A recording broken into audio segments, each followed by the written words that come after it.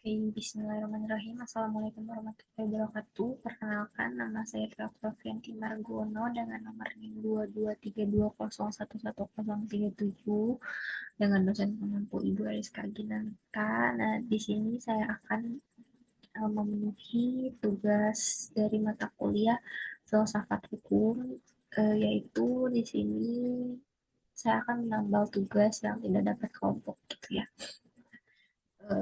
Tugasnya itu membuat video tentang filsafat dalam pandangan Islam. Oke, langsung saja di sini saya akan memaparkan filsafat dalam pandangan Islam. Langsung saja.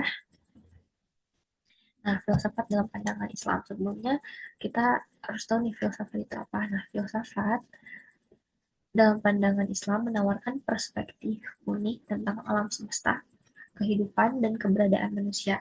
Mari kita telah perjalanan filsafat dalam Islam, mulai dari sejarahnya hingga kontribusinya dalam pemikiran di dunia. Seperti itu.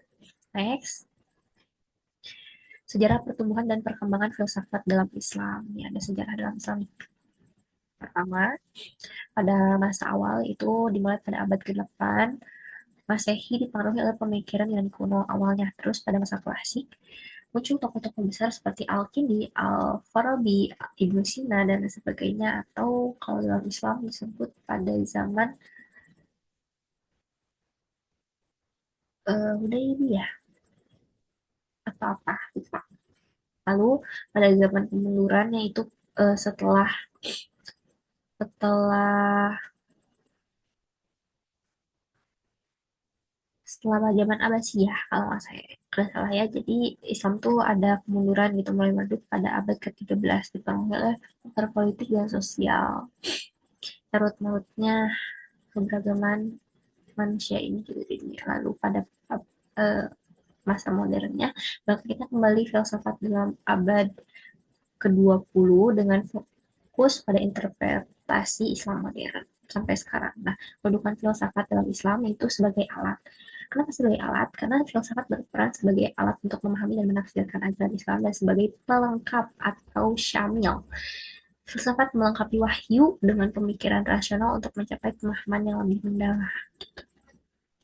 Kan wahyu itu diturunkan kepada Nabi Muhammad, tapi kan kita juga tidak mengetahui itu sepenuhnya, makanya kita harus mencari tahu wahyu yang telah diberikan oleh Allah. Nah, selain yang diberikan kepada nabi-nabi kita, termasuk nabi terakhir, banyak juga loh wahyu yang tidak diturunkan kepada nabi, tapi banyak pada manusia yang kita tidak ketahui, seperti teknologi. Itu merupakan wahyu ilmu dari Allah, dan kita tuh harus apa namanya struggle sendiri untuk menemukan wahyu-wahyu dari Allah sebenarnya gitu yang kita tidak ketahui dan harus banyak belajar gitu terkait wahyu itu. Selanjutnya, peran filsafat dalam pembentukan ilmu dan etika dalam Islam yang pertama ada logika dan epistemologi.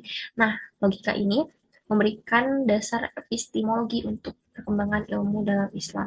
Lalu etika dan moralitas. Filsafat membantu merumuskan prinsip-prinsip etika dan moralitas dalam Islam. Lalu metafisika dan kosmologi. Filsafat membantu memahami konsep-konsep metafisika dan kosmologi dalam Islam.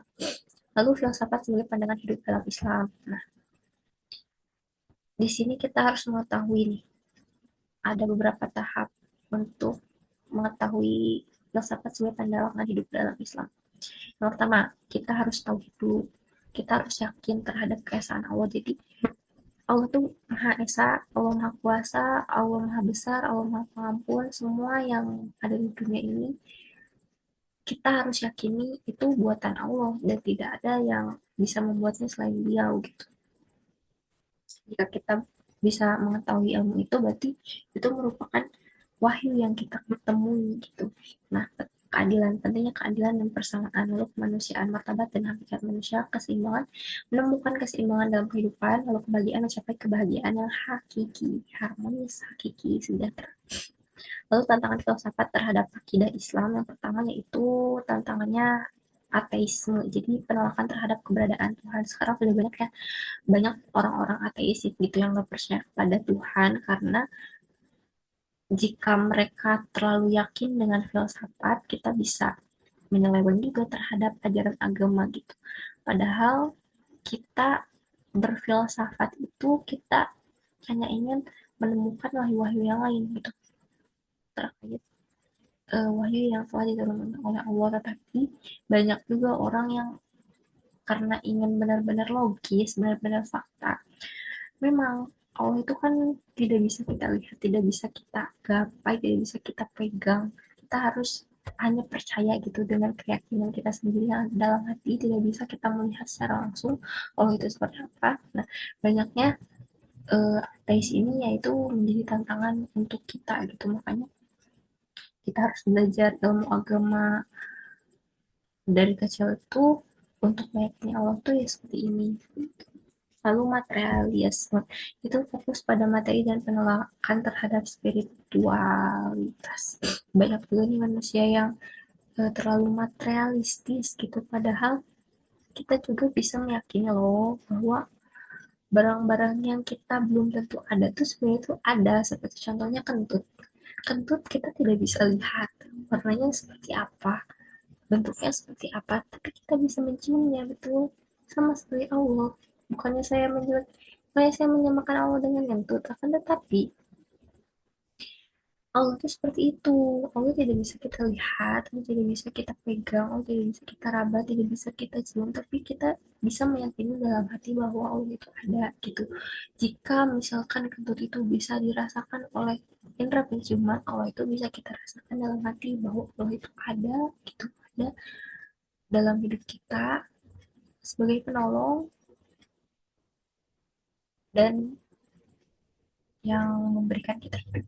Lalu relativisme meragukan kebenaran absolut. Nah, seperti yang saya jelaskan gitu ya, banyak orang-orang yang terlalu filsafat itu bisa kayak gini, bisa gila karena mencari-cari hal yang sebenarnya itu ada, tapi ya, just believe, don't, ya gimana gitu, you know. Terus kontribusi filsafat Islam dalam pemikirannya. Nah, kontribusinya tuh yaitu logika. Kontribusi signifikan terhadap pengembangan logika ilmu filsafat Islam mendorong perkembangan ilmu pengetahuan. Ketika filsafat Islam melahirkan pemikiran etika yang kaya, lalu filsafat menyumbang pemikiran filsafat yang mendalam dan berpengaruh. Nah, kesimpulan dari filsafat dalam Islam yaitu yang pertama, kita harus harmoni, menemukan harmoni antara filsafat dan Islam. Banyak juga nih yang sebenarnya filsafat itu datang itu dari Islam loh. Contohnya seperti banyak sekali gitu filsafat yang sebenarnya itu dalam Islam. Lalu pencerahan, membawa pencerahan bagi pemikiran manusia, perkembangan mendorong perkembangan pemikiran Islam. Nah, jadi kesimpulannya dari materi yang telah saya bahas, kita di sini boleh berfilsafat, tapi kita juga harus meyakini dengan agama yang telah kita yakini dari awal kita lahir gitu. Seperti itu. Karena Allah itu kaya, Allah itu kuasa, Allah itu benar, ada gitu. Yang penting kita mengimaninya saja dan mengikuti ajaran-ajarannya yang telah disampaikan kepada nabi-nabi kita gitu, yang terdahulu. Cukup sekian mungkin presentasi dari saya, kurang lebih mohon maaf apabila ada yang ditanyakan boleh disampaikan di kolom komentar. Saya cukupkan presentasi kali ini, mohon maaf apabila ada salah kata atau perbuatan atau penyampaian yang kurang dimengerti. Saya cukupkan. Ibu, terima kasih telah memberikan kesempatan kepada saya dan teman-teman saya untuk bisa juga mengerjakan tugas filsafat ini gitu. Saya cukupkan presentasi kali ini. Terima kasih banyak dan wassalamualaikum warahmatullahi wabarakatuh. Terima kasih semuanya.